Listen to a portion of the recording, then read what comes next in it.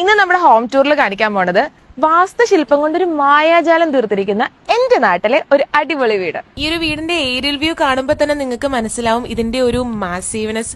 ഏകദേശം 4 വർഷത്തോളം എടുത്താണ്, അതായത് 2018 സ്റ്റാർട്ട് ചെയ്ത് 2022 കൂടിയാണ് ഈ വീടിന്റെ പണി അവസാനിച്ചത്. 12,000 സ്ക്വയർ ഫീറ്റിൽ നമ്മുടെ കേരളത്തിന്റെ തനതായ മാതൃകയിലാണ് ഈ ഒരു വീട് ഡിസൈൻ ചെയ്തിരിക്കുന്നത്. ഇതിനെ വീടെന്ന് വിളിച്ച് നമ്മൾ കൊച്ചാക്കുന്നത് ശരിയല്ല, ശരിക്കും ഒരു പാലസ് ഫീല് തന്നെയാണ് നമുക്ക് ഇതിന്റെ അകത്ത് നിൽക്കുമ്പോൾ കിട്ടുന്നത്. ഒരു കലാകാരൻ ഒരു വർഷം എടുത്ത് കംപ്ലീറ്റ് ചെയ്ത ഒരു കൊത്തുപണിയാണ് ഇത്. മ്യൂറൽ പെയിന്റിങ്സിന്റെയും അതുപോലെ തന്നെ കൊത്തുപണി ചെയ്ത ഒരുപാട് ശില്പങ്ങളുടെയും ആറന്മുള കണ്ണാടിയും ഒക്കെ ഇവിടെ നമുക്ക് സൂക്ഷിച്ചു വെച്ചിരിക്കുന്നത് കാണാനായിട്ട് സാധിക്കും.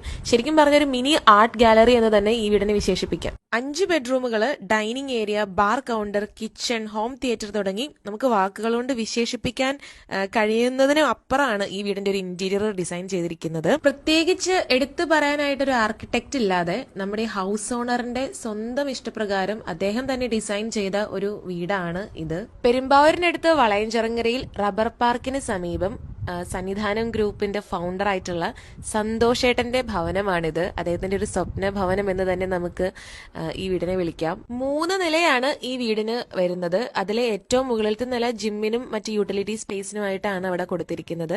ബാക്കി 2 നിലയിലാണ് ബെഡ്റൂംസും കാര്യങ്ങളും എല്ലാം വരുന്നത്.